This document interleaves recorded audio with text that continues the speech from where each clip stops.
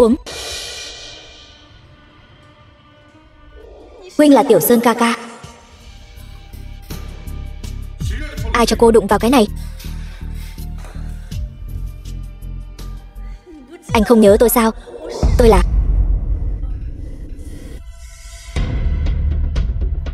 Bác sĩ. Bác sĩ.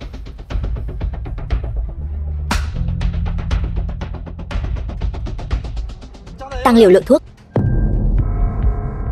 Thiếu soái, tôi có thể xem bát thuốc đó không?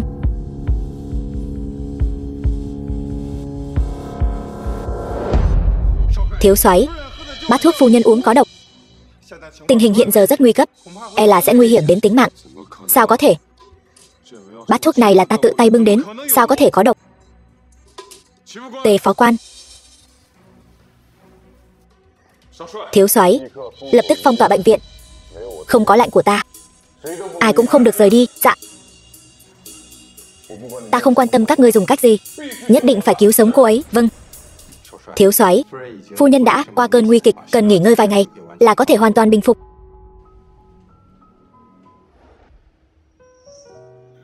Phu nhân tỉnh rồi. Cảm thấy thế nào?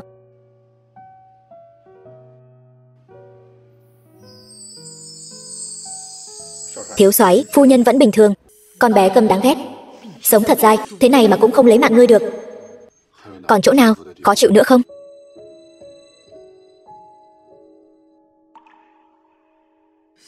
Tiểu Sơn ca ca.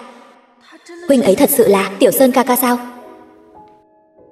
Tôi không có chỗ nào khó chịu. Vậy thì tốt.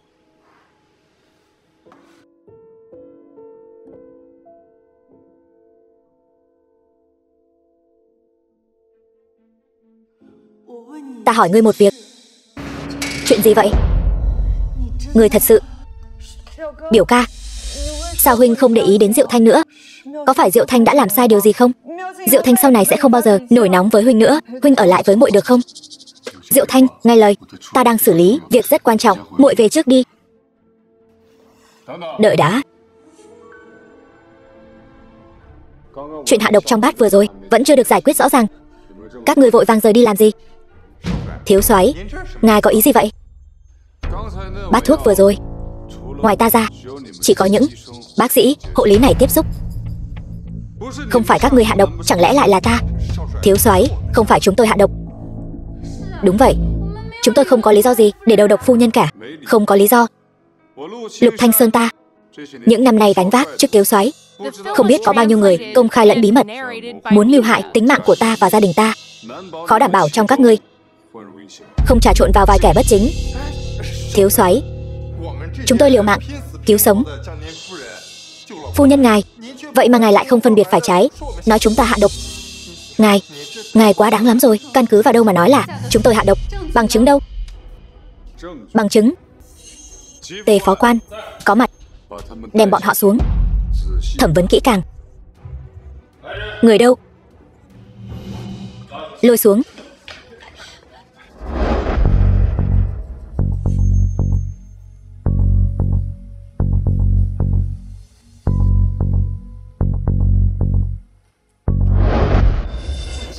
Tôi biết ai hạ độc, là cô ta. Tôi thấy cô ta đã đến phòng thuốc. Diệu Thanh là muội sao? Không phải muội, không phải muội. Biểu ca, huynh phải tin muội. Thiếu soái, tôi đã thấy cô ta đến phòng thuốc. Không phải tôi, không phải tôi. Biểu ca, huynh không tin Diệu Thanh nữa sao? Đừng sợ. Ngươi có bằng chứng gì? Nếu ngươi dám lừa ta, ngươi biết hậu quả đấy. Tôi không có bằng chứng, ở đây mà nói nhăng nói cuội. Người đâu? Lôi xuống. Không có bằng chứng, không thể tùy tiện bắt người. Cô đang nói gì vậy? Tôi đang giúp cô tìm hung thủ. Thiếu soái, tôi có cách chứng minh. Cả bệnh viện chỉ có ở phòng thuốc là có cho lò. Muốn biết vị tiểu thư này có ghé qua phòng thuốc hay không, chỉ cần xem dưới đế giày cô ta có cho lò hay không là được. Tôi không muốn. Biểu ca, bọn họ là người xấu, bọn họ muốn hãm hại tôi. Huynh phải tin tôi. Biểu ca. Diệu Thanh đừng sợ, có ta ở đây, không ai dám làm hại muội. Muội hãy cho họ xem đế giày. Biểu ca, huynh có ý gì vậy? Huynh nghi ngờ tôi sao? Ta đang giúp muội gột rửa hiểm nghi. Nhanh, hãy để họ xem đế giày. Tôi không. Sao huynh lại nghi ngờ tôi? Diệu Thanh, huynh không tin ta phải không? Huynh chính là không tin ta. Tin hay không? Xem xong đế giày sẽ rõ. Đi ra. Biểu ca, tôi sợ. Cho lò. Đế giày có cho lò.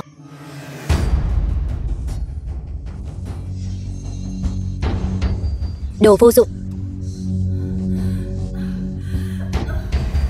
Tại sao ngươi cứ mãi không buông tha ta? Thì ra hôm qua ngươi khuyên ta uống thuốc chính là muốn hạ độc hại ta.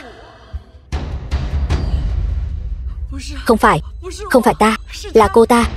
Là bọn họ muốn hãm hại ta. Biểu ca, huynh phải tin tôi. Nếu cô chưa từng đến phòng thuốc, vậy tại sao dưới chân lại có tro lò? Tôi thật sự không biết. Huynh đừng hung dữ như vậy. Tôi thật sự không biết. Cô ta đã ra nông nỗi này rồi, làm sao còn có thể hãm hại muội được? Chứng cứ đều ở trên chân cô ta. Vậy mà huynh còn bênh vực cô ta sao? Cô ta là người của ta. Ta bênh vực cô ta thì đã sao? Chuyện này, người này thật sự là Tiểu Sơn ca ca của ta sao? Tại sao huynh ấy lại trở nên như vậy?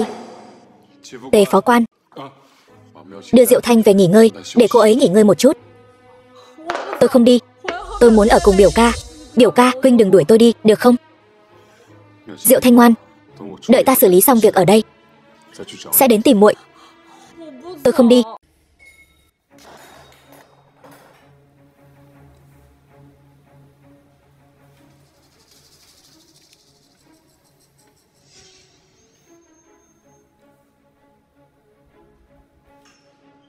Hương gì đây? Bệnh viện các người khi nào thì đặt lư hương này?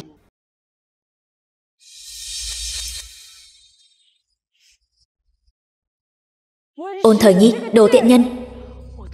Ta đã bỏ thuốc mạnh như vậy vào lư hương rồi, vậy mà biểu ca vẫn đi tìm ngươi. Giờ nổi nóng thì có ích gì nữa? Họ Lục vốn đã đa nghi, tuyệt đối không thể để hắn ta biết là chúng ta bỏ mê tình hương vào lư hương. Chuyện mê tình hương này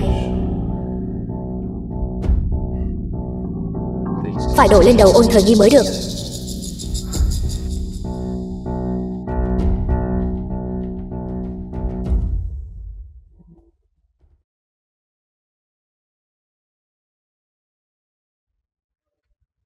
Lư hương này không phải của bệnh viện chúng tôi.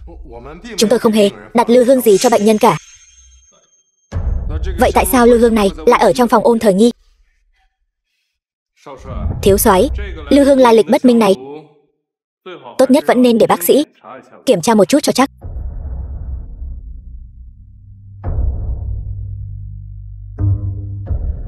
Có vấn đề gì sao? Bên trong lư hương này là mê tình hương. Mê tình hương?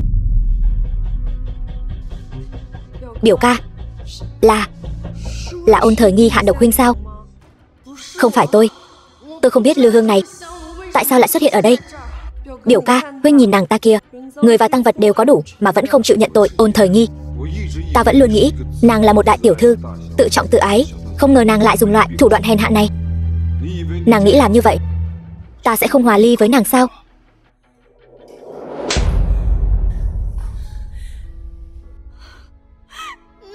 Đêm đó là huynh ép buộc tôi.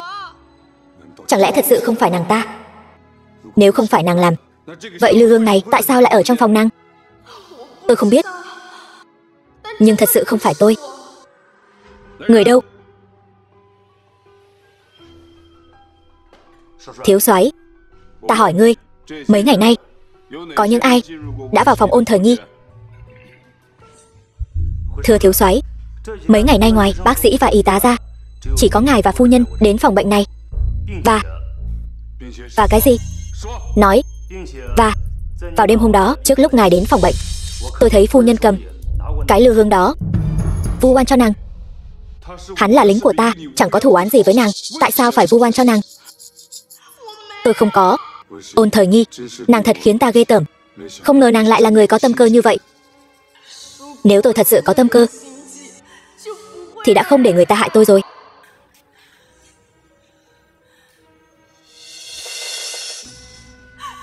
Cô ta hãm hại tôi. Cô ta vừa mới hạ độc tôi, cho nên chuyện Lư Hương cũng là oan cho tôi. Đừng đánh tôi, đừng đánh. Diệu Thanh đừng sợ. Chuyện Lư Hương, lính đã chứng minh là cô làm. Diệu Thanh và lính chưa từng liên lạc. Sao cô ta có thể thông đồng với lính để hãm hại cô? Ôn Thời Nhi, ta biết cô không thích ta, muốn tranh biểu ca với ta, nhưng ta cầu xin cô, có thể đừng hại ta không? Ôn Thời Nhi, ta sẽ điều tra rõ ai hạ độc cô, nhưng nếu cô dám làm hại Diệu Thanh, ta tuyệt đối không tha cho cô. Tề phó quan, bắt hết những kẻ ra vào phòng thuốc, tra hỏi từng người một, nhất định phải tìm ra kẻ hạ độc là ai. Quan đã thiếu soái, hương này có vấn đề. Ta đương nhiên biết là có vấn đề, còn cần ngươi nói sao? Không phải, ý ta là hương liệu này và thuốc phu nhân uống tương khắc, cho nên phu nhân mới trúng độc. Không phải có người hạ độc nàng, mà là nàng hít phải khói hương trước, sau đó mới uống thuốc, nên mới dẫn đến trúng độc. Ôn Thời Nhi, ngươi gieo gió gặt bão, đáng đời. Ta không có. Ôn Thời Nhi, ngươi dám làm vậy với biểu ca? Biểu ca, huynh định xử trí cô ta thế nào? Tề phó quan, âm mưu hãm hại thiếu soái, tội danh gì? Thưa thiếu soái, đày vào đại lao bộ binh, trọng hình. Hai người đem cô ta xuống.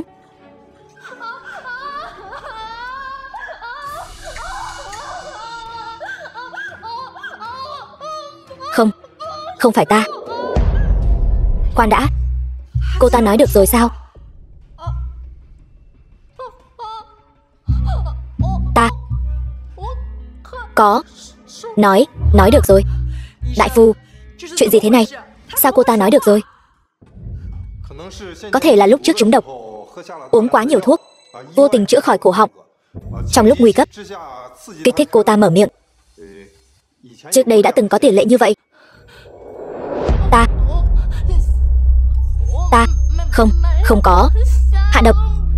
Không phải ta. Nhìn bộ dạng này của cô ta, chẳng lẽ thật sự đã oan cho cô ta rồi sao? Ngươi không tin ta. Bây giờ nhân chứng vật chứng đều có đủ, ta lấy gì mà tin ngươi? Ngươi trước đây rất tin ta. Trước đây ta và ngươi quen biết mới được nửa tháng, lấy đâu ra trước đây?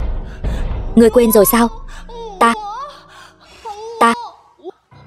Diệu Thanh.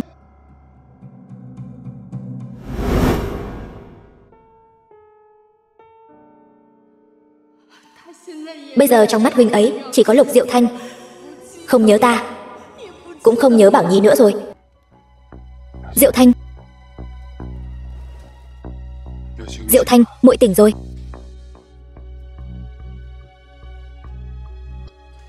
Muội thấy sao rồi? Biểu ca, muội không sao. Bây giờ cuối cùng cũng có thể an tâm ở bên ta rồi. Còn tiện nhân Ôn Thời Nhi đó vậy mà nói được rồi. Nếu để cô ta nói với biểu ca cô ta mới là Bảo Nhi, biểu ca nhất định sẽ lấy mạng ta mất. Bảo Nhi, muội sao vậy? Đừng gọi ta là Bảo Nhi. Tại sao Diệu Thanh lại phản ứng mạnh khi nghe thấy tên Bảo Nhi như vậy? Trước đây chẳng phải muội thích nghe ta gọi muội là Bảo Nhi nhất sao?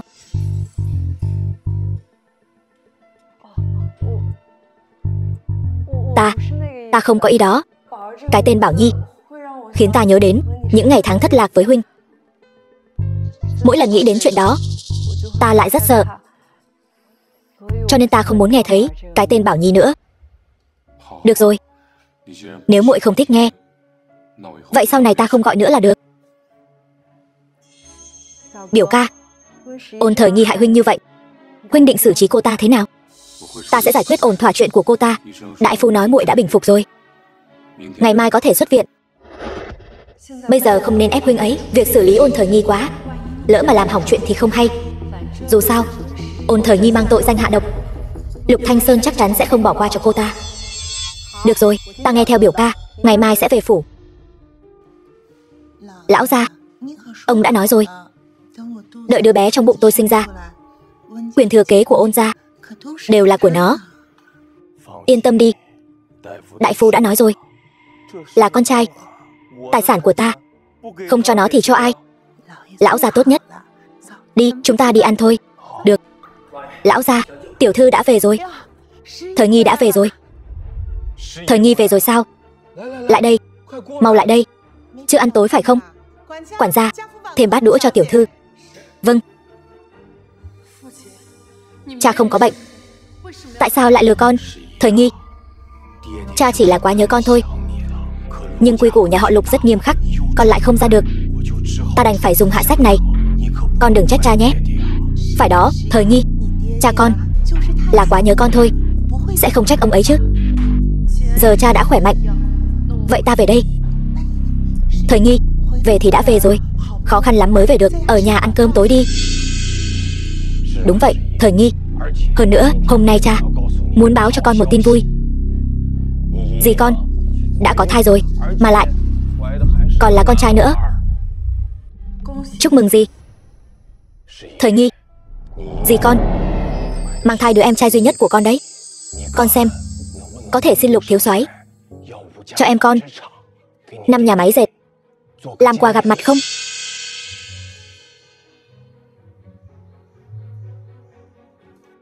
Nhưng mà con và hắn đã hòa ly rồi. Cái gì? Con nói gì? Con và hắn đã hòa ly rồi. Ta tốn bao công sức để kết thông gia với Lục gia, vậy mà chưa được 3 ngày con đã bị Lục gia đuổi về. Vốn tưởng thiếu soái phu nhân có thể làm gì đó cho Ôn gia, không ngờ con lại vô dụng đến vậy. Là hắn hòa ly với con, không phải lỗi của con. Chắc chắn là con đã đắc tội với Lục gia. Nếu không thì sao chưa được 3 ngày đã bị Lục gia đuổi về rồi? Lão gia, tôi nghe nói cô ta hôm kia đến Bách Lạc Môn với đám công tử bột, lén lút qua lại với nhau. Cái gì? Chắc hẳn thiếu soái cũng thấy con không đoan chính nên mới bỏ con. Đồ nghiệp chướng, Ôn gia mất hết mặt mũi vì con rồi. Không phải vậy, là bọn họ ức hiếp con. Con không có lén lút với bọn họ. Con dám cãi? Nếu con không đến chỗ Long Nhong đó thì làm sao bọn họ ức hiếp con được? Người đâu? Giữ nó lại cho ta. Dừng tay. Thiếu soái, sao ngài lại đến đây? Ngài đến để hỏi tội Ôn Thời nghi phải không? Ngài yên tâm, tôi sẽ xử lý đứa con gái bất hiếu này ngay. Dừng tay. Phu nhân của Lục Thanh Sơn ta mà các ngươi cũng dám động vào. Thả cô ấy ra. Qua đây.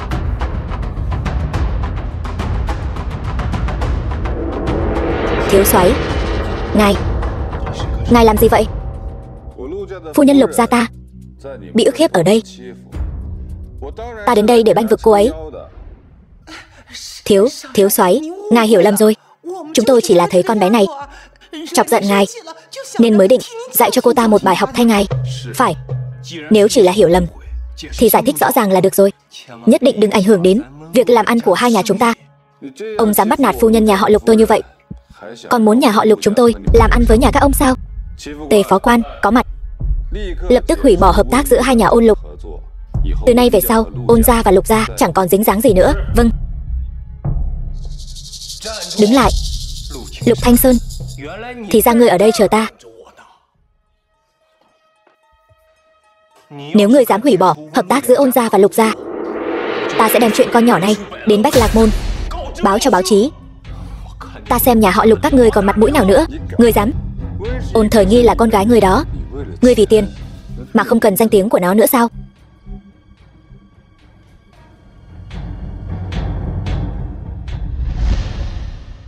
Nhưng nếu ngươi giao cho ta 5 nhà máy dệt may dưới danh nghĩa Lục gia, chuyện này chúng ta có thể coi như chưa từng xảy ra. Ngươi dám uy hiếp ta? Nếu ngươi không đồng ý, vậy thì chúng ta xé rách mặt nhau, ai cũng đừng mong sống yên ổn. Nhất là con nhỏ này. Được, Ta đồng ý. Đây là địa khế của các nhà máy dệt. Của ngươi đó. Tôi không đồng ý. Con làm gì vậy? Cha. Cha lừa con về chỉ vì 5 nhà máy dệt thôi sao? Được lắm, con nhỏ đáng ghét. Nếu con thông minh thì đưa địa khế cho ta. Lúc đầu kết thông gia với Lục gia, cha nói là vì muốn tốt cho con. Nhưng thật ra con chỉ là công cụ để cha kết thông gia thôi phải không? Nếu con đã biết rồi thì đừng hỏi ta nữa. Tại sao lại đối xử với con như vậy? Con là con gái duy nhất của cha mà. Trước khi con xuất giá, cha đã nói với con rằng con là niềm tự hào của cha. Chẳng lẽ tất cả đều là giả sao? Ngươi đúng là đồ ngốc. Hắn nói là ngươi tin ngay. Cha ngươi sớm đã chán ghét ngươi là đồ câm rồi. Nếu không phải ngươi còn chút giá trị liên hôn thì đã sớm vứt ngươi ra ngoài, để ngươi tự sinh tự diệt rồi. Hôm nay nếu Lục Thanh Sơn không cần ngươi nữa, cha ngươi vẫn sẽ tìm người khác để bán ngươi đi thôi. Cha, những gì cô ta nói là thật sao? Trước đây cha thương con nhất. Chẳng phải con là bảo bối duy nhất của cha sao?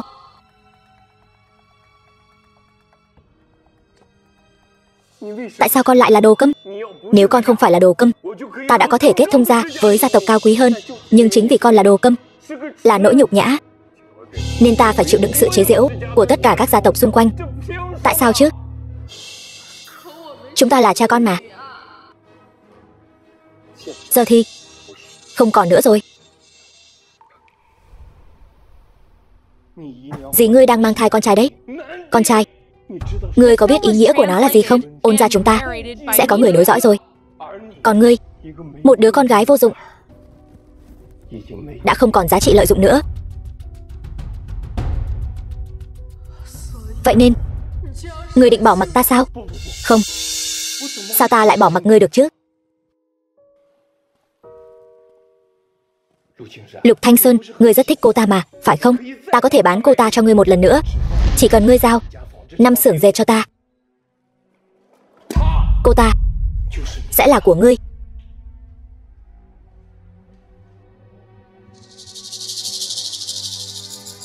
Đừng đưa cho hắn. Tôi không đáng. Không, nàng tất nhiên xứng đáng. Nàng là phu nhân của Lục Thanh Sơn ta, xứng đáng với những thứ tốt nhất trên đời. Ta đảm bảo, từ nay về sau sẽ không ai dám bắt nạt nàng nữa. Cả Lục gia, cả Vân Thành đều là hậu thuẫn của nàng. Đây là địa khế. Từ nay về sau, Ôn Thời Nghi và Ôn gia các ngươi sẽ không còn liên quan gì nữa. Địa khế. Một đứa câm đổi lấy 5 xưởng dệt, đáng giá lắm. Người đâu? Bắt bọn chúng lại. Lục Thanh Sơn, ngươi làm gì vậy hả? Tất nhiên là tính sổ rồi. Ngươi vừa dám uy hiếp ta. Ngươi nghĩ ta sẽ bỏ qua như vậy sao? Lục Thanh Sơn, ta là nhạc phụ của ngươi đấy. Ngươi không thể đối xử với ta như vậy. Ngươi đối xử với ta thế này, chẳng lẽ không sợ trời phạt sao? Vậy sao? Vừa rồi Thời Nghi đã đoạn tuyệt quan hệ với nhà các ngươi rồi. Ta nào còn nhạc phụ nào nữa. Thời Nghi, con không thể để hắn đối xử với ta như vậy. Con hãy cứu cha. Ta là cha của con mà. Phải đó, Thời Nghi. Không, con gái ruột của ta. Con hãy cứu chúng ta. Ta đang mang thai em trai ruột của con đấy. Lục Thanh Sơn, ngươi thấy chưa? Con gái ta nhất định sẽ cứu ta. Ngươi quên rồi sao? Bây giờ ngươi không phải là cha ta, ta cũng không phải là con gái ngươi. Tự lo liệu lấy đi. Tề phó quan, đưa phu nhân về bệnh viện nghỉ ngơi. Ôn Thời Nghi, con không thể mặc kệ ta. Con bé câm đáng ghét này. Đáng lẽ lúc trước ta nên để con ngỏm ở ngoài đường. Ôn Thời Nghi.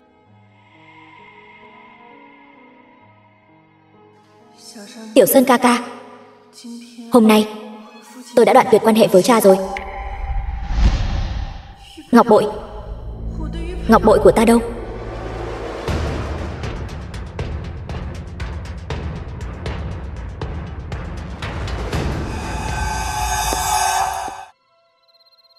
Bây giờ tiện nhân Ôn Thời Nhi đó đã rời khỏi Lục phủ. Cô ta không có cơ hội gặp biểu ca nữa. Ta sẽ không còn sợ thân phận bị bại lộ nữa. Biểu tiểu thư trông có vẻ rất vui. Có chuyện gì vui sao? Hòn đá cản đường đã biến mất, đương nhiên là vui rồi. Còn nữa, không lâu nữa đâu, muội sẽ phải gọi ta là phu nhân đấy. Vâng, phu nhân. Tiểu nha đầu này cũng lanh lợi đấy. Đi thôi, về phòng. Vâng, phu nhân. Đó là Ôn Thời Nhi. Ôn Thời Nhi sao lại ở Lục phủ? Biểu ca lại đón cô ta về phủ sao? Diệu Thanh, sao muội lại ở đây? Biểu ca, cô ta là thế nào? Tại sao cô ta lại xuất hiện ở đây? Cô ta thân thể yếu ớt, lại bị gia đình bỏ rơi.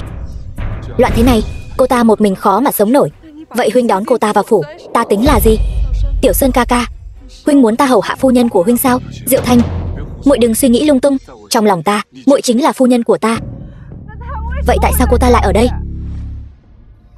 Cô ta thân cô thế cô, ra ngoài cũng chỉ có ngỏng. Hơn nữa ta đã hứa với cô ta sẽ chăm sóc cuộc sống sau này của cô ta. Chăm sóc cuộc sống sau này của cô ta. Biểu ca, huynh để cô ta tiếp tục làm phu nhân, làm nữ chủ nhân Lục phủ sao? Huynh không cần Bảo Nhi nữa sao? Bảo Nhi, ta đã hòa ly với cô ta rồi. Nữ chủ nhân Lục phủ chỉ có mình muội thôi. Không, biểu ca gạt ta. Huynh vẫn luôn lừa dối ta. Bảo Nhi tìm huynh bấy lâu nay chính là muốn được bên huynh trọn đời. Tiểu Sơn ca ca, huynh đã thay đổi rồi. Trong lòng huynh không còn Bảo Nhi nữa rồi. Bảo Nhi.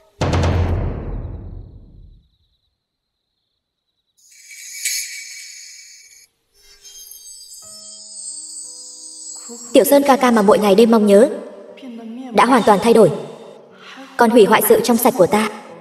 Phụ thân cũng đoạn tuyệt quan hệ với ta.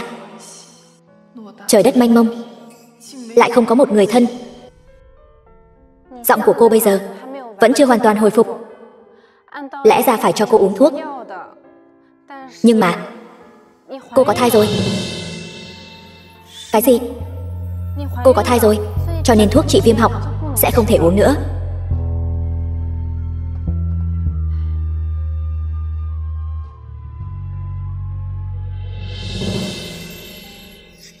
Con ơi, ít nhất ta vẫn còn con, có thể nương tựa lẫn nhau.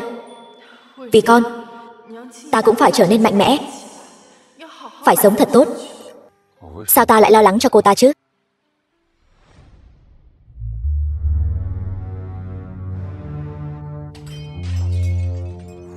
Ôn Thời Nhi, ta phải lấy mạng cô.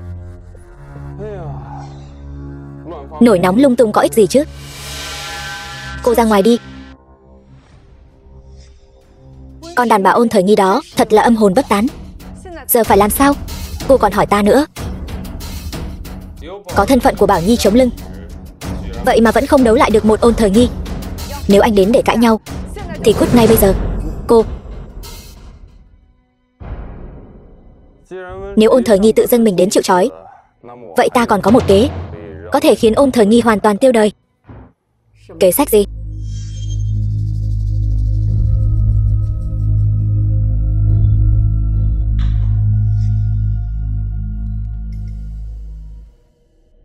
Sao? Không dám nữa? Có gì không dám chứ? Không vào hang cọp, sao bắt được cọp con? Ta khuyên cô lần này đừng để xảy ra sai sót nữa. Sự kiên nhẫn của ta cũng có hạn. Nếu người hợp tác với ta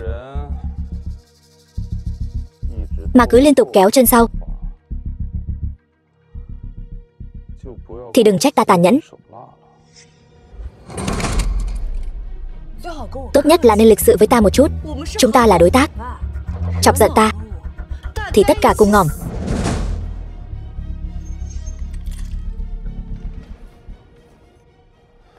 Đồ điên.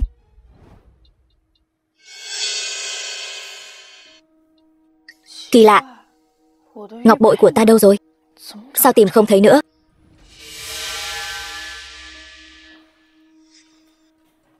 Ôn Thời Nhi, tìm gì vậy? Cô đến đây làm gì? Định đuổi ta đi sao? Giờ nói năng lưu loát rồi đấy nhỉ? Con bé Câm, ở đây không hoan nghênh cô. Mời cô ra ngoài. Cô làm gì vậy? Bắt ta rời đi. Người nên rời đi phải là cô mới đúng. Cô thật không biết xấu hổ. Đã ly hôn với biểu ca rồi, vậy mà vẫn còn bám lấy Lục phủ không chịu đi. Cô tưởng tôi thích ở đây lắm sao? Vậy sao? Tôi chỉ mong rời khỏi Lục phủ ngay bây giờ, tránh xa tất cả các người.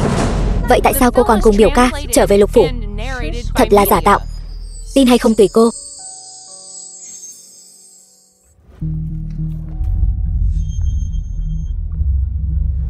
Cô làm gì thế?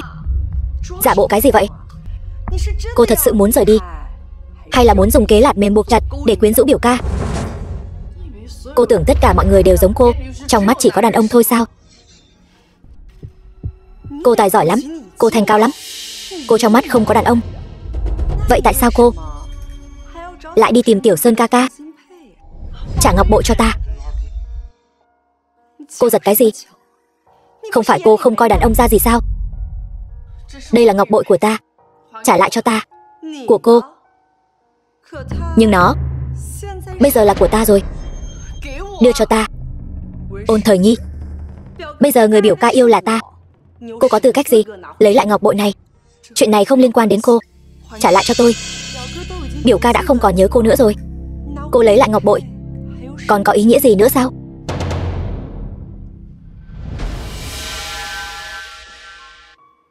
Cô nói đúng.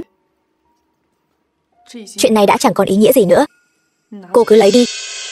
Cá vẫn chưa cắn câu, sao lại bỏ cuộc rồi? Không được, tôi phải kích thích cô ta một chút. Cô lại muốn làm gì? Cô biết tại sao biểu ca lại yêu tôi không? Tôi không muốn biết. Bởi vì huynh ấy vẫn luôn tìm kiếm một người bạn thuở nhỏ. Ngày cô thành hôn, cô vào nhầm tân phòng. Cùng với cây châm đào, tôi bẫy cô, đưa cho cô cài. Tất cả đều là Lục Thanh Sơn chuẩn bị cho người bạn thuở nhỏ đó.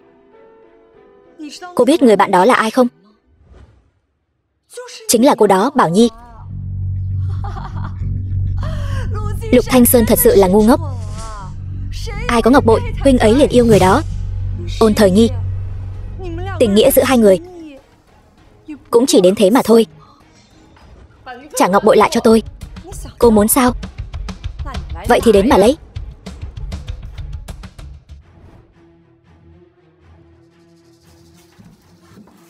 Ôn Thời Nhi, đừng lại đây. Trả ngọc bội cho tôi. Diệu Thanh, Lục Diệu Thanh, thì ra cô dẫn tôi đến đây là vì ý đồ này. Tề phó quan, gọi bác sĩ. Vâng. Biểu ca, đầu tôi đau quá. Ôn Thời Nhi, nếu Diệu Thanh có mệnh hệ gì, tôi tuyệt đối sẽ không tha cho cô. Không phải tôi không đẩy cô ấy, không liên quan đến tôi. Câm miệng. Cô còn chối cãi. Không phải tôi đẩy. Cút.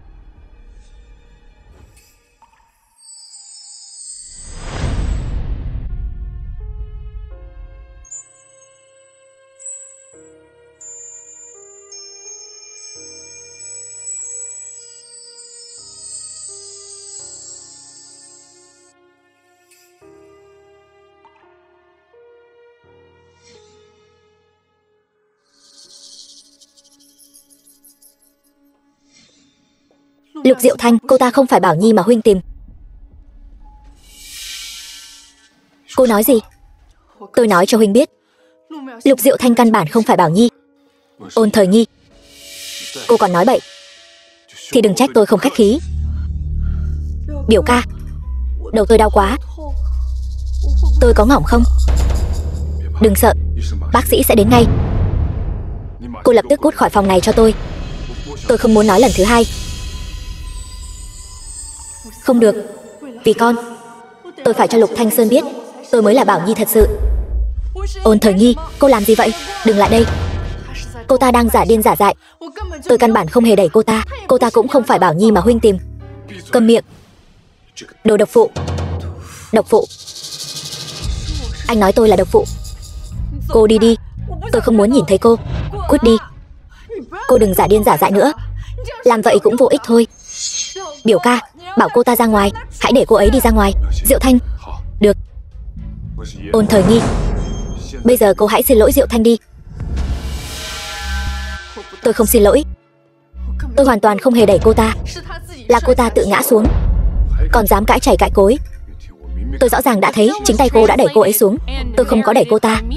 Tôi đuổi theo chỉ là để lấy lại ngọc bội của tôi.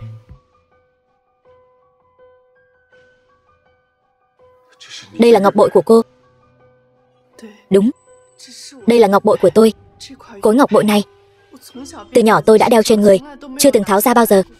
Thế nhưng mấy hôm trước, khi trở về Ôn phủ, tôi bỗng phát hiện ngọc bội của tôi biến mất. Nhưng hôm đó, trong phòng bệnh, tôi thấy trong tay Diệu Thanh cầm cũng là khối ngọc bội này. Tiểu Sơn ca ca, huynh nghi ngờ muội sao? Đây là ngọc bội của muội mà, là tín vật nhận nhau của chúng ta. Vậy tại sao tôi chưa từng thấy cô đeo nó? Bởi vì tôi luôn giấu nó trong áo. Đây là tín vật của chúng ta, nhỡ may lấy ra làm mất, tôi lấy gì để nhận ra huynh chứ? Tiểu Sơn ca ca, người đàn bà này là kẻ lừa đảo. Cô ta muốn cướp huynh đi. Cô ta nói ngọc bội là của cô ta cũng chẳng có bằng chứng. Lục Diệu Thanh, ngọc bội cô có thể cướp đi, nhưng quá khứ của tôi và Tiểu Sơn ca ca, dù cô có cướp thế nào cũng không cướp được. Từ khi quen biết Diệu Thanh, cô ấy quả thật chưa từng nhắc đến quá khứ của chúng ta. Về quá khứ của Bảo Nhi và Tiểu Sơn, chỉ có hai chúng ta biết, đúng không? Tiểu Sơn ca ca, huynh phải tin muội, cô ta là kẻ lừa đảo, huynh mau đuổi cô ta đi.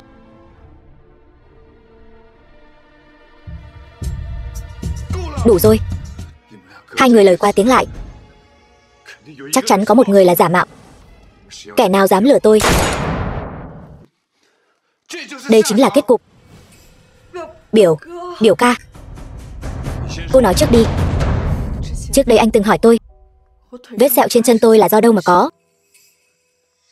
Đây là vết sẹo do cứu anh mà thành. Anh còn nhớ không? Vết sẹo này tôi sẽ không bao giờ quên. Lúc đó tôi vừa thất lạc cha, một mình đứng trước cửa Bách Lạc Môn khóc. Còn anh, còn tôi, vì lúc đó bụng quá đói, đã ăn trộm bánh bao, bị ông chủ tiệm bánh bao đuổi đến trước cửa Bách Lạc Môn. Lúc đó có một chiếc xe hơi lao về phía anh. Anh sợ hãi đứng chôn chân tại chỗ. Tôi không hề suy nghĩ, liền đẩy anh ra.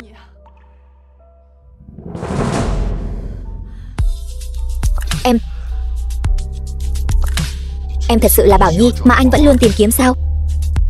Tiểu Sơn ca ca, châm cài đầu tiên của muội là do huynh tự tay bẻ từ cành đào ma. Sao cô biết chuyện châm đào?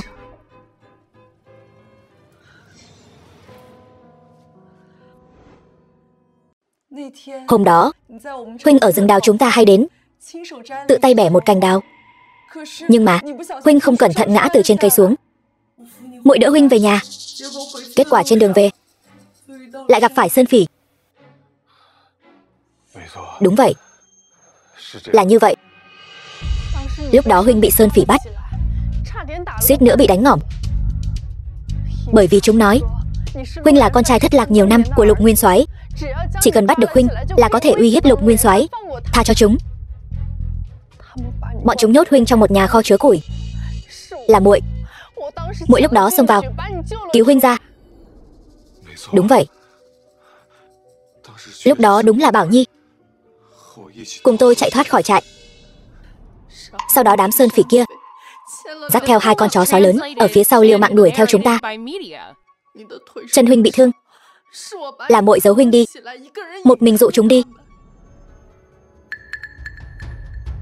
Còn giọng của muội là lúc đó vì cứu huynh mà bị thương. Cô nói dối. Giọng tôi lúc đó đúng là bị thương, nhưng không bị câm. Sau đó đã được chữa khỏi. Không phải vậy. Tiểu Sơn ca ca, huynh còn nhớ không? Dược tính của bát thuốc đó rất mạnh. Lúc đó muội đã bị câm rồi. Huynh nhớ mà đúng không? Tiểu Sơn ca ca, huynh phải tin muội. Cô lừa tôi. Giọng của Bảo Nhi quả thật lúc đó đã bị câm. Tôi không có. Thiếu soái, Ra ngoài. Có việc gấp. Chuyện của Bảo Nhi tiểu thư.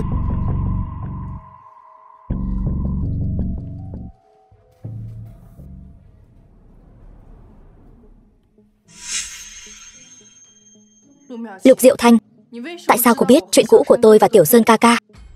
Cô đoán xem. Ôn Thời Nhi, trên thế giới này không có bức tường nào không lọt gió. Cô muốn đấu với tôi. Cô xứng sao? Trả ngọc bội lại cho tôi. Cô chỉ biết nói câu đó thôi sao? Ôn Thời Nhi, cô quá yếu đuối, hoàn toàn không xứng với Lục Thanh Sơn. Lười nói với cô.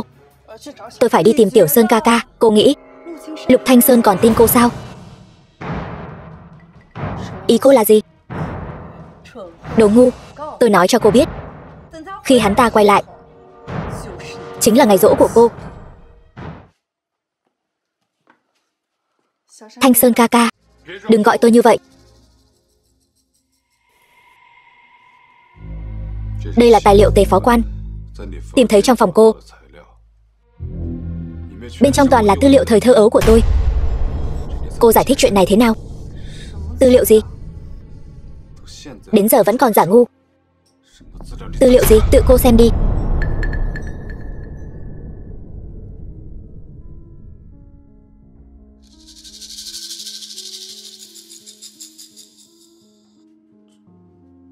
Những thứ này đều là kỷ niệm thời thơ ấu của tôi và Tiểu Sơn ca ca. Ôn Thời Nhi, đến bây giờ cô còn diễn trò gì nữa? Tiểu Sơn ca ca là ai? Kỷ niệm thời thơ ấu gì? Sự việc đến nước này cô vẫn chưa biết hối cải. Tôi không biết ý anh là gì. Cô và cha cô luôn điều tra lai lịch của tôi.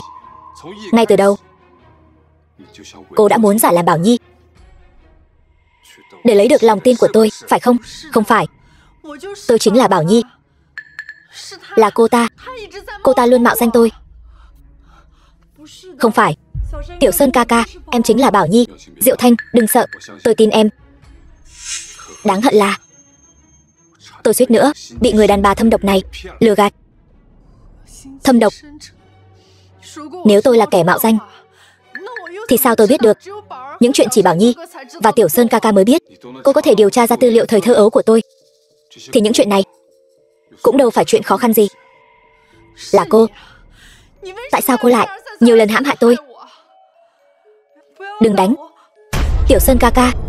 Bảo Nhi sợ. Ôn Thời Nhi, trước mặt tôi cô còn dám động thủ với cô ấy? Tôi không có ý định động thủ với cô ta. Là cô ta cứ hãm hại tôi. Đủ rồi. Tề Phó Quan. Dạ. Những gì anh điều tra được kể hết cho cô ta nghe. Ôn tiểu thư, cô hãy thành thật khai báo đi. Chúng tôi đã điều tra rõ cô chính là gián điệp của địch. Cái gì? Gián điệp của địch? Xem ra đặc vụ của địch được huấn luyện khá đấy. Sự việc đến nước này cô vẫn chưa biết hối cải sao? Tôi không chối cãi. Lúc trước là Ôn gia và Lục gia liên hôn, bán tôi vào Lục phủ. Anh biết rõ tình hình này mà. Lúc trước là ta sơ suất. Ta cứ tưởng đây chỉ là một cuộc hôn nhân bình thường. Không ngờ thế lực địch đã sớm thâm nhập vào rồi. Gián điệp của địch.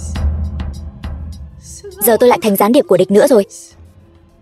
Nếu cô không phải gián điệp của địch thì tại sao từ khi cô vào Lục gia, hành tung quân sự của tôi liên tục bị tiết lộ? Mấy lần giao chiến tôi đều suýt mất mạng trên chiến trường. Cô giải thích chuyện này thế nào?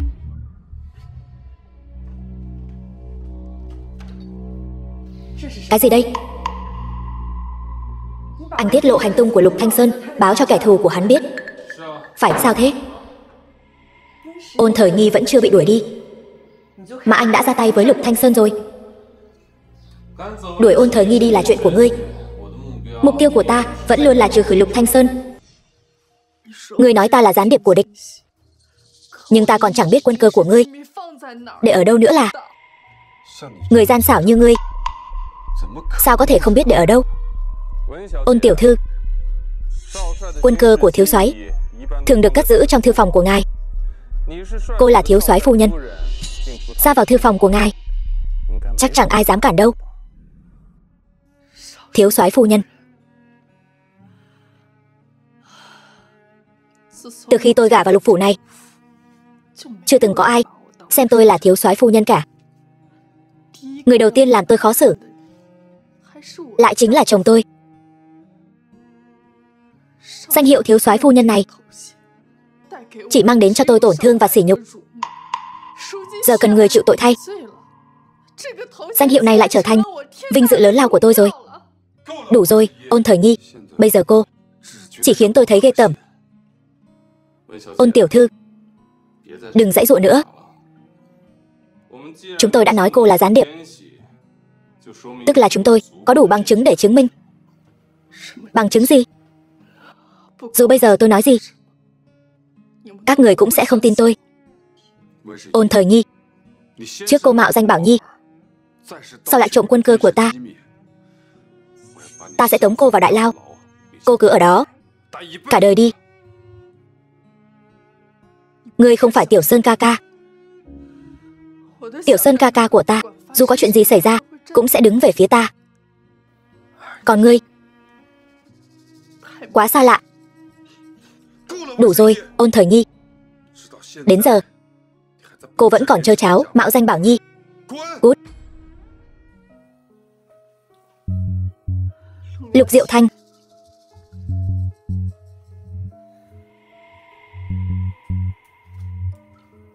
Cô cứ nói cô là Bảo Nhi. Vậy tôi hỏi cô, khúc nhạc của Bảo Nhi và Tiểu Sơn, cô có thổi được không?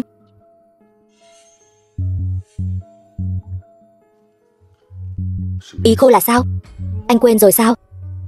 Khúc nhạc của Bảo Nhi và Tiểu Sơn chỉ có hai chúng ta mới biết. Cô ta biết sao? Cô ta đã thổi cho anh nghe chưa? Tôi... Biểu ca, đầu tôi choáng quá. Anh đưa tôi đi bệnh viện đi. Khoan đã. Diệu Thanh, em còn nhớ khúc nhạc của chúng ta chứ? Thiếu soái, anh đừng để người đàn bà này lừa nữa. Cô ta đang cố chia rẽ anh và Diệu Thanh tiểu thư đấy. Chia rẽ chỉ là một khúc nhạc thôi mà. Nếu cô ta thật sự biết thổi, vậy ta lấy gì để ly gián đây? Trừ phi người căn bản không biết thổi.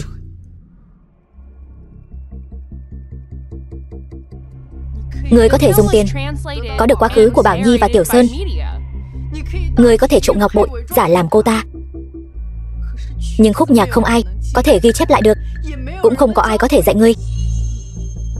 Nếu ngươi thật sự là Bảo Nhi, vậy ngươi nhất định sẽ thổi được. Tề phó quan, đi lấy một cái lá. Thiếu soái, nhanh lên.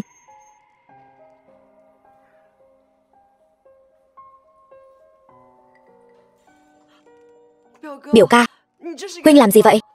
Diệu Thanh, ta hỏi muội, muội còn nhớ khúc nhạc của hai chúng ta không? Tôi đương nhiên còn nhớ. Lấy đến đây. Nhanh lên.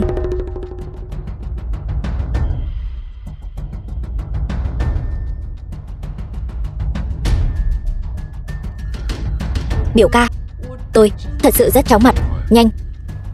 Biểu ca, cầm lấy. Ca, mau, cầm lấy.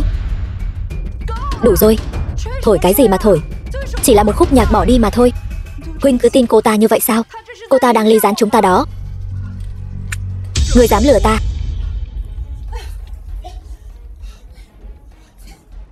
Thiếu soái, ngài bình tĩnh lại đi. Cô ta bây giờ chỉ là đang giãy giụa thôi.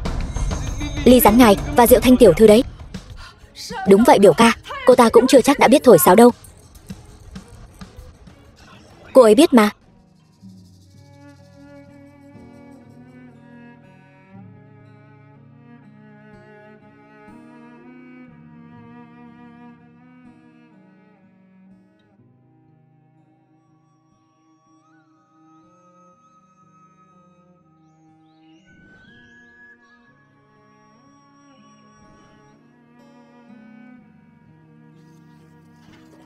Tiểu Sơn ca ca, hay không?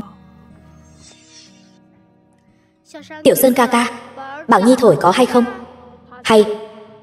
Bảo Nhi thổi hay nhất. Hay. Bảo Nhi thổi hay nhất. 15 năm rồi. Muội vẫn luôn muốn thổi cho huynh nghe một lần nữa, nhưng muội mãi không tìm được huynh. Xin lỗi, đều là lỗi của tôi. Những năm qua khiến muội chịu nhiều uất ức.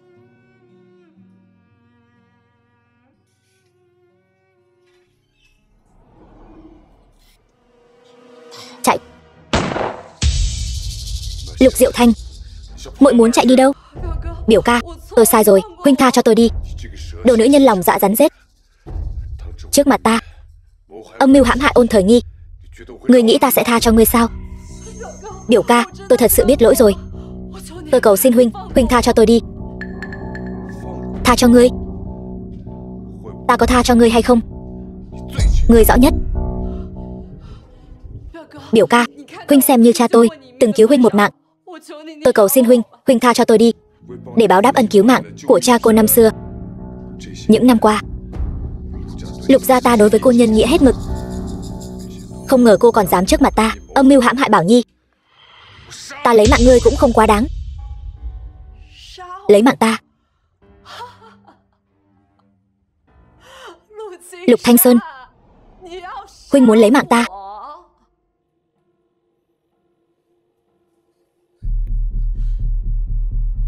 Lục Thanh Sơn, huynh thật sự yêu Bảo Nhi sao? Huynh khổ sở tìm nàng bao nhiêu năm nay, rốt cuộc là vì cô ta, hay vì một chấp niệm trong lòng ngươi? Câm miệng. Nếu ngươi thật lòng yêu nàng, vậy tại sao nàng đứng trước mặt ngươi mà ngươi lại không nhận ra? Nếu hôm nay người thổi sáo là ta, thì bây giờ người ngươi chĩa súng vào chính là nàng ta rồi. Im miệng. Ta và Ôn Thời Nghi xảy ra hiểu lầm, chẳng phải là do con mụ độc phụ này ở giữa xúi dục hay sao? Ta xúi dục? Nếu ngươi thật sự sáng suốt, ngươi sợ ta xúi dục sao? Lục Thanh Sơn, ngươi vốn dĩ là kẻ bạc tình bạc nghĩa. Chúng ta đều giống nhau. Ngươi chẳng cao quý hơn ta bao nhiêu. Tề phó quan, kéo cô ta ra ngoài. Đánh mỏng. Dừng tay.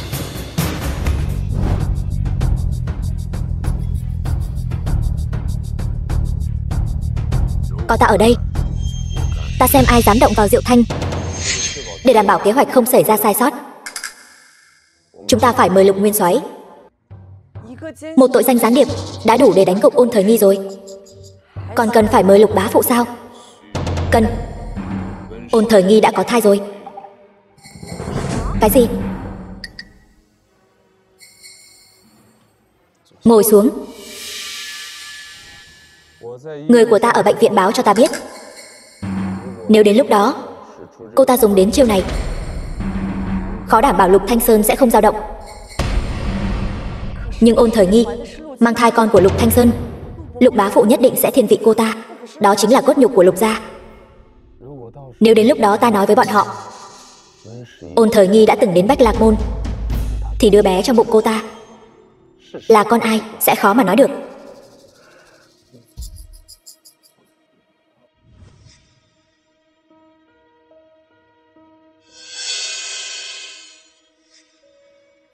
Phụ thân, sao người lại đến đây? Ngươi muốn làm gì? Trước mặt ta lấy mạng con gái của huynh đệ ta. Phụ thân, chính là người đàn bà này hãm hại Thời Nghi. Cô ta ngỏm là đáng đời. Ôn Thời Nghi,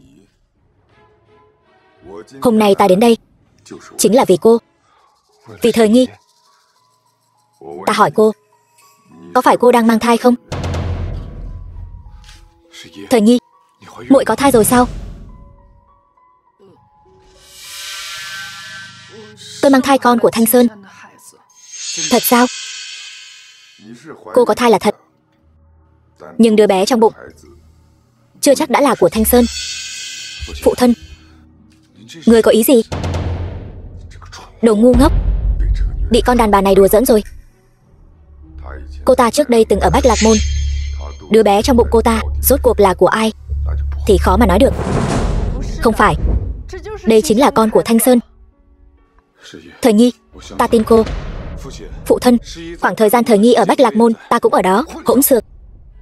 Ta thấy ngươi đã bị con đàn bà này che mờ tâm trí rồi. Hôm nay dù thế nào, đứa bé trong bụng cô ta cũng không thể giữ lại. Phụ thân. Lục Diệu Thanh, chắc chắn là cô đã mách lẻo. Dừng tay. Bỏ súng xuống. Biểu ca, là tôi nói với bá phụ, nhưng mà tôi làm vậy là vì anh thôi. Ôn Thời Nghi, người đàn bà này không đoan chính. Đứa bé trong bụng cô ta sẽ làm loạn dòng máu nhà họ Lục. Để mặt mũi nhà họ Lục ở đâu? Phụ thân, người đàn bà này đang gièm pha. Cô ta muốn mượn tay người lấy mạng Thời Nghi. Có phải gièm pha hay không, ta còn rõ hơn con. Ngày đó, ta đã không nên để con kết thông gia với nhà họ Ôn. Bây giờ, nhà họ Ôn sa sút. Trong bụng người đàn bà này còn mang thứ nghiệt chủng không rõ ràng. Làm sao ta yên tâm để cô ta ở bên cạnh con? Phụ thân, cô ấy là Bảo Nhi. Cô ấy là Bảo Nhi mà con vẫn luôn tìm kiếm. Cô ấy đã cứu mạng con. Đó là phúc phận của cô ta. Hơn nữa, con đã hòa ly với cô ta rồi. Vậy mà còn đem một người đàn bà đang mang thai, một người bị ruồng bỏ về nhà. Mặt mũi nhà họ Lục chúng ta để đâu? Cô ấy không phải người bị ruồng bỏ, cô ấy là thê tử của con. Biểu ca, Ôn Thời Nghi đã đến Bách Lạc Môn. Hôm đó anh cũng có mặt ở đó. Một cô con gái nhà lành lại đến loại địa điểm đó sao? Không phải vậy. Tôi đến Bách Lạc Môn là vì Bạch Mẫu Đơn đã nói với tôi, chỉ cần tôi đến đó giúp đỡ, cô ấy sẽ cho tôi biết tin tức của Tiểu Sơn ca ca. Ôn Thời Nghi, Bạch Mẫu Đơn nói gì cô cũng tin sao? Cô ngu ngốc sao? Hay là cô nghĩ lời này có thể lừa được chúng tôi? Ôn tiểu thư, bất luận cô đến Bách Lạc Môn làm gì, nhưng cô rốt cuộc vẫn đã đến đó. Vậy ai biết được trong Bách Lạc Môn cô có quan hệ bất chính với những người đó hay không? Không phải vậy. Anh nhất định phải tin tôi. Tôi tin em. Phụ thân, bất kể mọi người nói gì, con đều tin Thời Nghi. Tờ hưu thư này không còn hiệu lực nữa. Con, Ôn Thời Nghi chính là thê tử của Lục Thanh Sơn. Nếu trong bụng cô ta thật sự là nghiệt chủng, liệt tổ liệt tông nhà họ Lục chúng ta há chẳng phải là bị bôi nhọ sao? Dù người nói gì, con vẫn tin tưởng Thời Nghi. Được. Đứa con trai ngoan của ta, vì một người đàn bà mà dám cãi lời ta.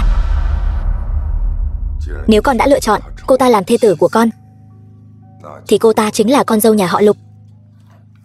Ta là gia chủ nhà họ Lục, cô ta phải nghe theo ta. Cô có thể chọn quyên sinh để chứng minh trong sạch. Người muốn làm gì? Nhà họ Lục chúng ta chưa từng có người đàn bà thất tiết. Nếu cô ta đã chọn làm con dâu nhà họ Lục ta, được thôi. Chỉ cần cô ta ngỏm, sẽ được vào phần mộ tổ tiên nhà họ Lục. Ôn Thời Nghi, cô chẳng phải thích biểu ca sao? Vậy chắc cô không nỡ để huynh ấy mang nhục đâu nhỉ? Tử tế chút đi, tự làm đi. Vì con, ta phải mạnh mẽ lên. Ta không thể mất mạng. Ta rõ ràng không làm gì sai cả. Tại sao phải dùng mạng sống của mình để chứng minh trong sạch? Nếu cô không ra tay, thì ta sẽ tự tay thanh lý môn hộ. Tuyệt đối không thể thương lượng. Bất kể đứa bé trong bụng cô ta có phải con cháu Lục gia hay không, chỉ cần đã đến Bách Lạc Môn thì phải ngỏm. Lục bá phụ, thuốc phá thai ta đã chuẩn bị xong rồi. Bây giờ cho uống luôn sao? Không. Thanh Sơn, đây là con của huynh, huynh không thể bỏ nó. Phụ thân, con tuyệt đối không cho phép bất cứ ai làm hại Thời Nghi.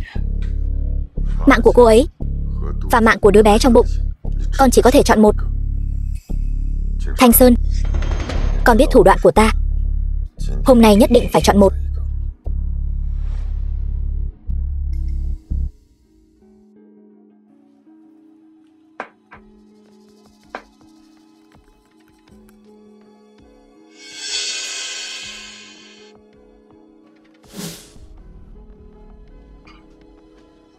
Thời Nghi, con mất rồi. Chúng ta có thể có con khác. Ý huynh là sao? Huynh muốn bỏ đứa bé này? Lục Thanh Sơn, nó là con của huynh. Thời nghi, ta có thể mất con, nhưng ta không thể mất nàng nữa. Nếu ngay cả con huynh cũng không bảo vệ được, thì làm sao huynh bảo vệ được ta? Thời nghi, ta hứa với nàng, chỉ cần nàng uống thuốc này, ta đảm bảo sau này sẽ không có ai có thể bắt nạt nàng nữa. Huynh đang làm hại con, tức là đang làm hại ta.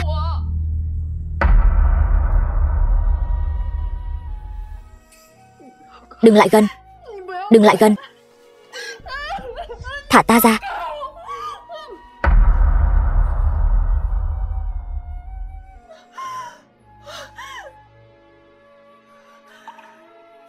Lục Thanh Sơn, ta lấy mạng huynh.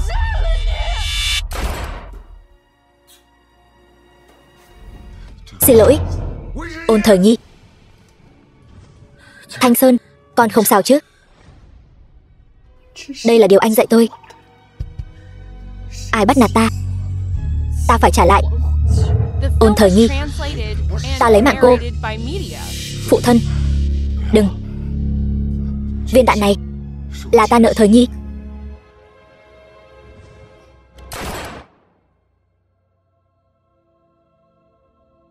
Phụ thân.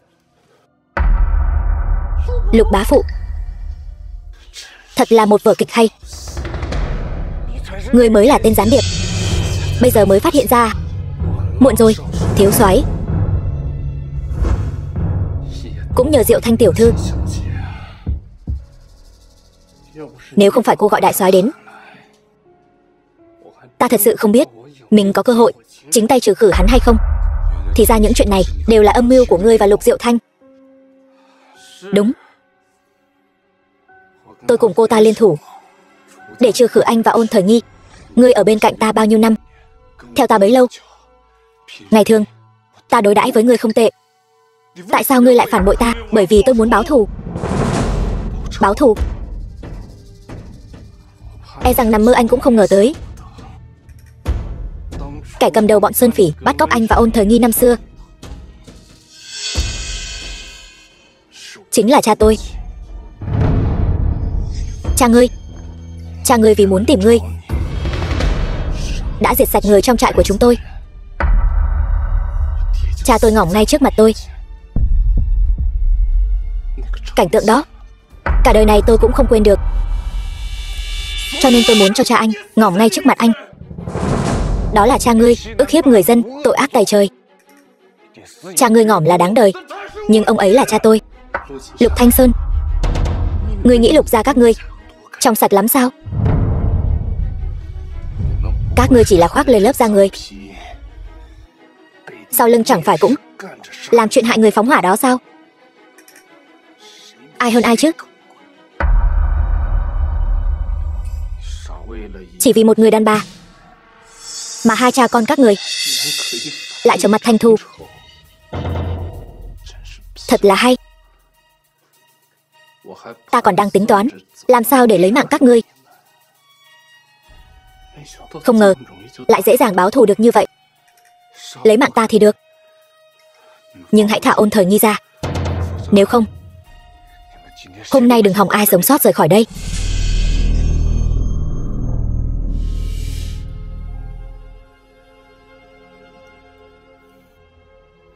Diệu Thanh tiểu thư, cô nỡ để Lục Thanh Sơn ngỏm sao? Lục Thanh Sơn, ta hỏi ngươi lần cuối, ngươi có muốn ở bên ta hay không? Tôi hận không thể lấy mạng cô. Diệu Thanh tiểu thư, xem ra thiếu soái không thích cô rồi. Uổng cho tấm chân tình của cô, trao nhầm chỗ rồi. Nếu đã vậy thì anh xuống địa ngục đi. Ngươi thật sự nỡ để Lục Thanh Sơn ngỏm sao? Thứ ta không có được, người khác cũng đừng hòng có được. Tôi thà để anh ấy ngỏm còn hơn là để cho Ôn Thời Nghi được.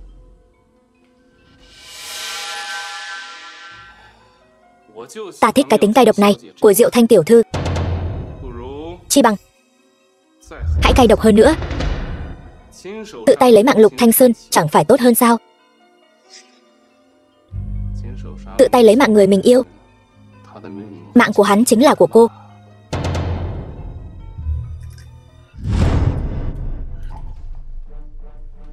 Thanh Sơn, không ngờ tới chứ.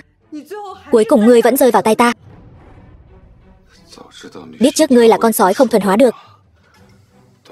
Năm xưa đã nên để ngươi tự sinh tự diệt. Con sói không thuần hóa. Lục Thanh Sơn, tôi thích anh bao nhiêu năm, tại sao anh không thể liếc nhìn tôi một cái? Nếu anh liếc nhìn tôi một cái, chúng ta đã không rơi vào tình cảnh hôm nay. Đều là do người ép ta.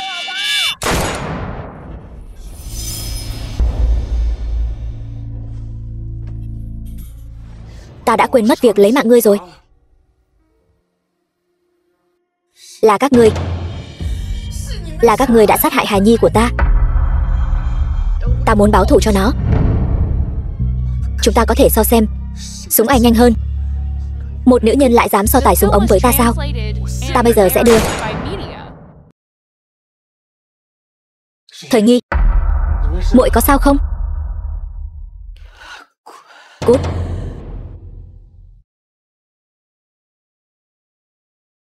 Thời Nghi, Thời Nghi,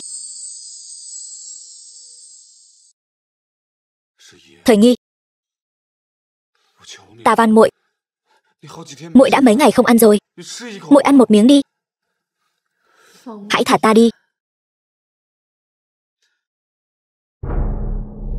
Muội biết mà. Ta không muốn mất muội thêm lần nào nữa. Ta sẽ không để muội rời đi đâu.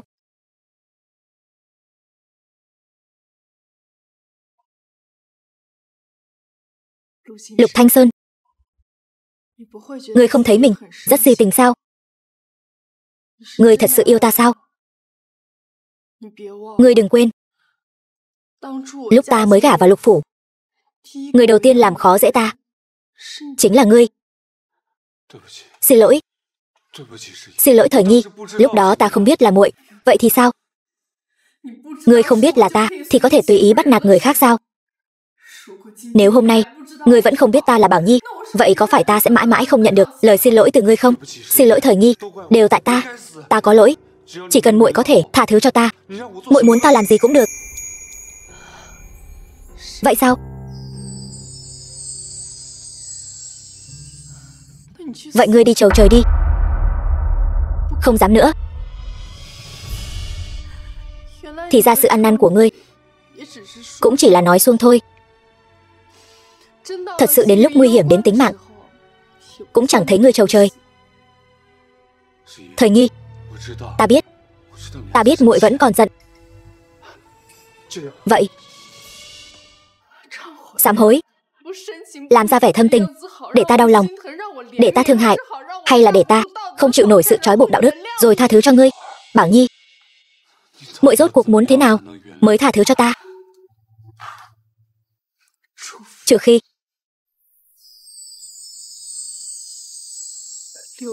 tháng 6 tuyết rơi, cả thành phủ trắng. Nếu không, ta sẽ vĩnh viễn không tha thứ cho ngươi.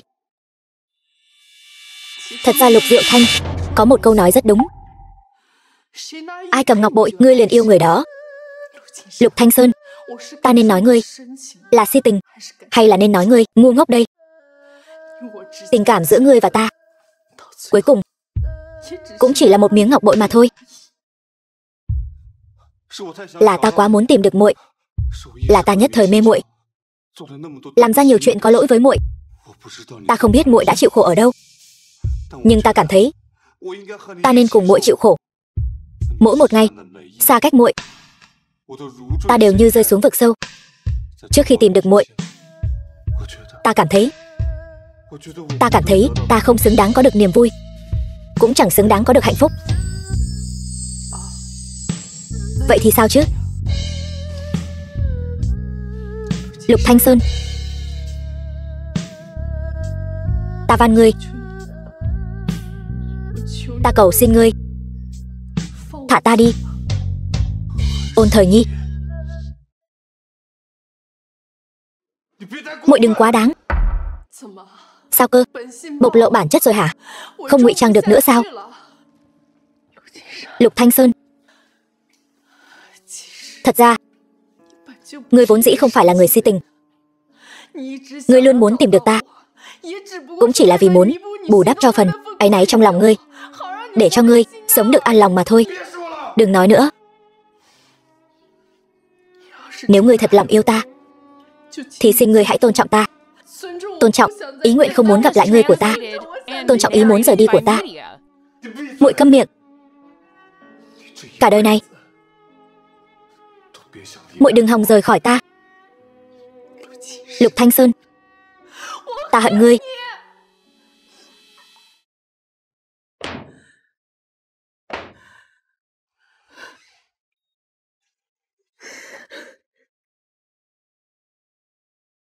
Lục phủ.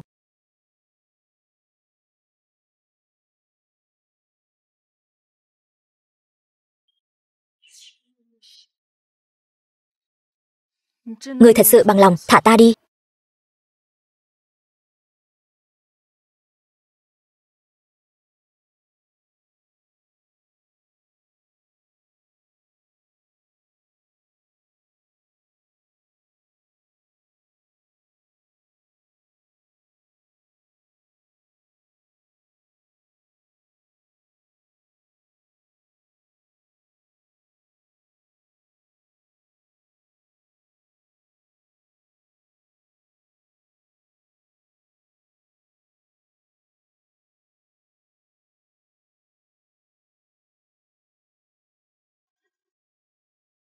Tin đặc biệt. Thiếu soái Lục Thanh Sơn giao tranh ác liệt với giặc cướp. Hôm qua, quân Lục gia toàn quân bị diệt vong.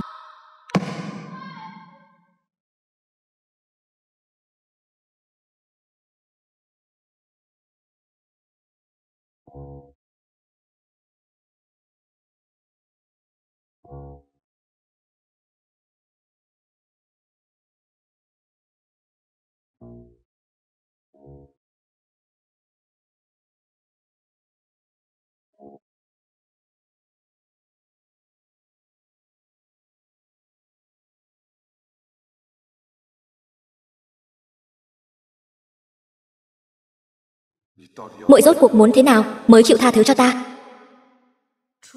Trừ phi tháng 6 tuyết rơi, cả thành phủ kín màu trắng.